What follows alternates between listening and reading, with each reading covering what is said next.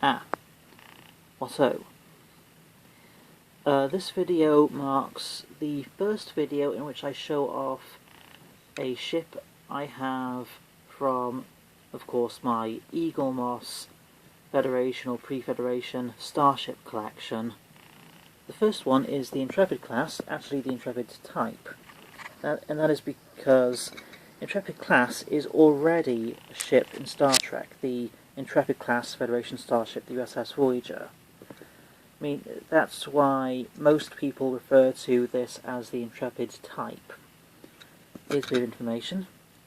The Intrepid type has a warp speed of warp 4.5 to warp 5, so up to 125 times the speed of light, because the warp speed by TOS era is the number of warp speed is the cubic root of the speed. So that means the warp 5, the answer of how many times the speed of light is 5 times 5 times 5, cubic rooted.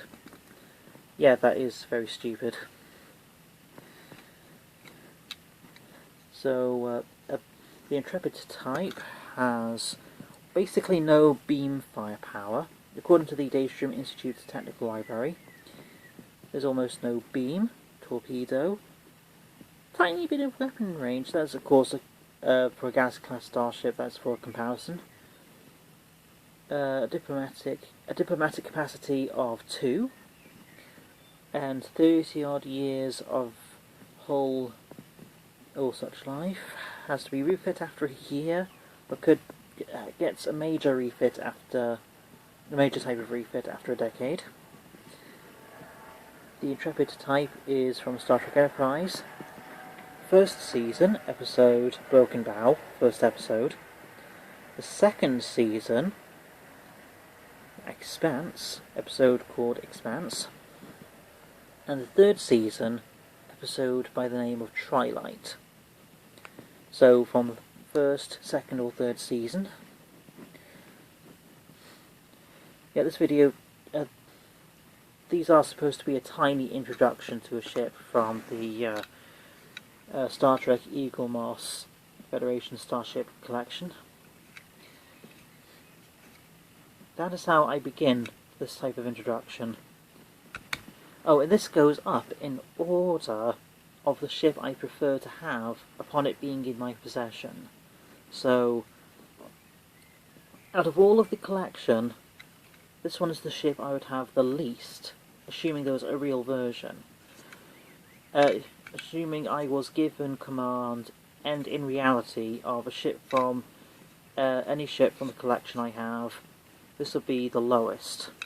For this reason, the Intrepid type is very tiny, 187 meters long.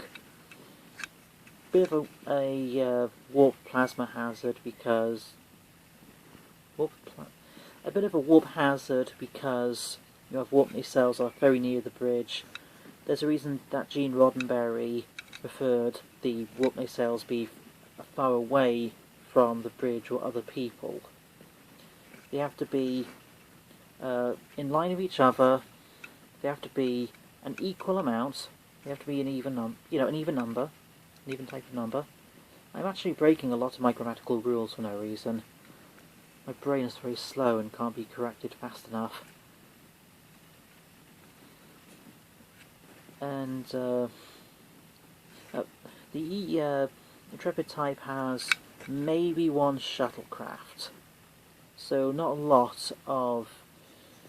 Though obviously the Intrepid type is very cool. This just looks very cool. That's not bad. There has to be an even amount of the warp nacelles. They have to be in line, and they must not be obstructed. Otherwise, they would not be able to make a warp field. Those are the three primary rules Gene Roddenberry had for starship design. However, I'd rather have this than the majority of all ships from Star Wars for this reason. The Intrepid type just might have a protein resequencer, and just might have a transporter, so I have a method of recycling food, and I might have a method of transporting material as well as beaming down things to a planet for purposes of knowing a planet's atmosphere, as opposed to just landing upon the planet and the planet for no fucking reason has a breathable atmosphere. That is where Star Wars gets that's a Star Wars flaw. They barely scan a planet for any useful information. Oh, I'll try to land upon a planet. Of course, they probably already know the planet, and they must have scanners for atmospheric information. The Intrepid type is from the 2140s-ish, from 2152 up to the year 2158. In service is till 2188, so that's not bad. The primary point of this video is this: a matter of Ecopunk versus, of course, the steampunk. Obviously, my only frame of reference is images from things like Google. Though I could use good old Ecosia, but I am trying to use my tablet, and my Ecosia for my tablet has not just does not have any searches yet, and I'm trying to preserve the first search for Ecosia using this tablet as a thing that's more, environmentally friendly themes, something more specialised.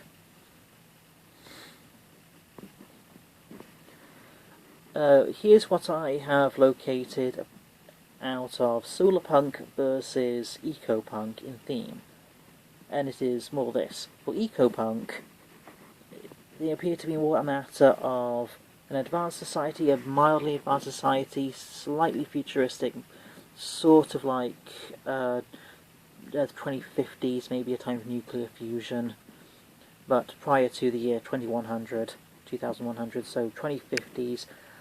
The type of year that might be represented by Overwatch, though I have not played Overwatch. So, very advanced and environmentally friendly architecture.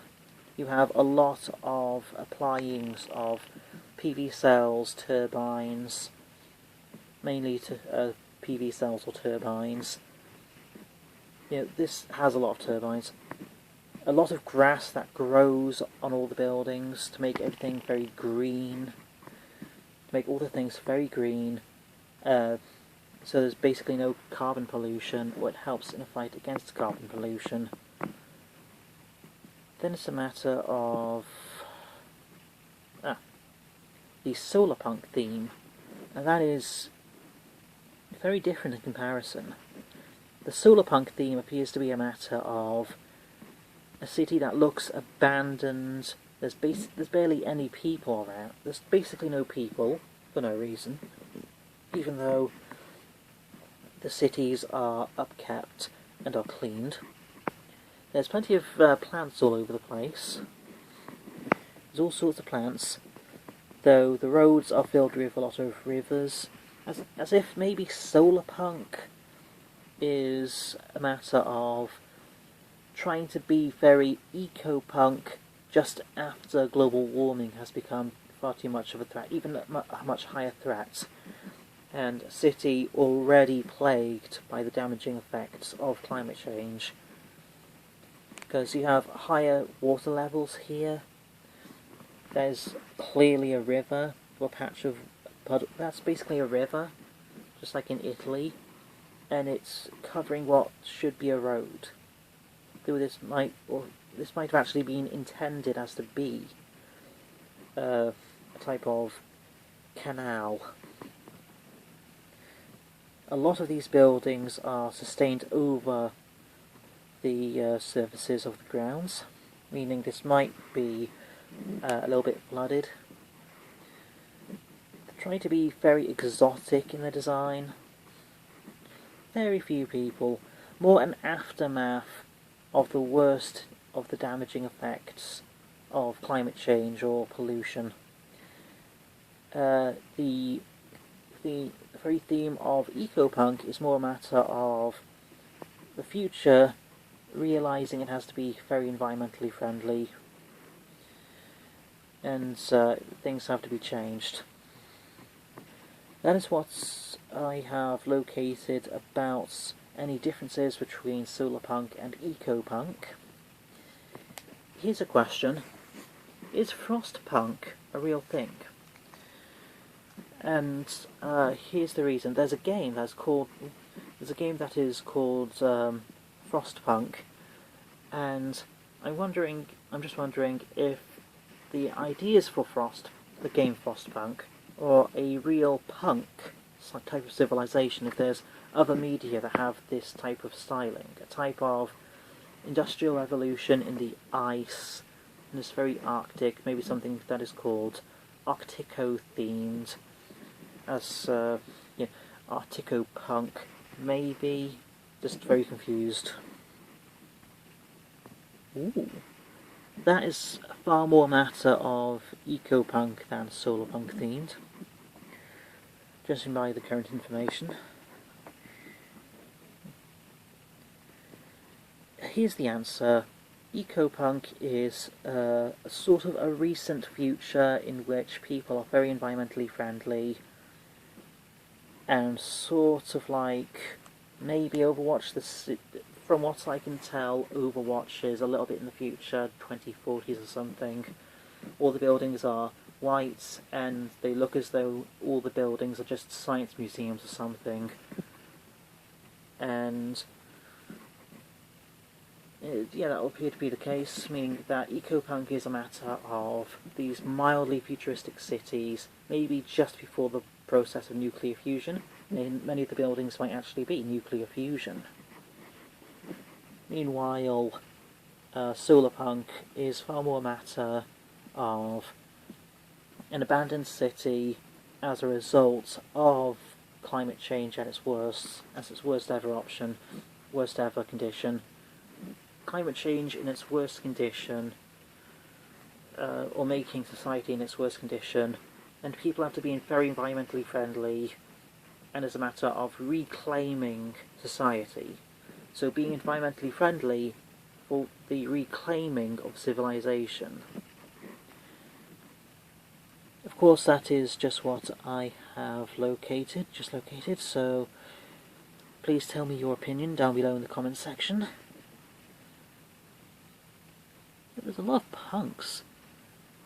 There's a lot of option. There should be a lot of eco, solar, other such types of punk in media, be it fiction or non-fiction. I mean, come on. There's plenty of option.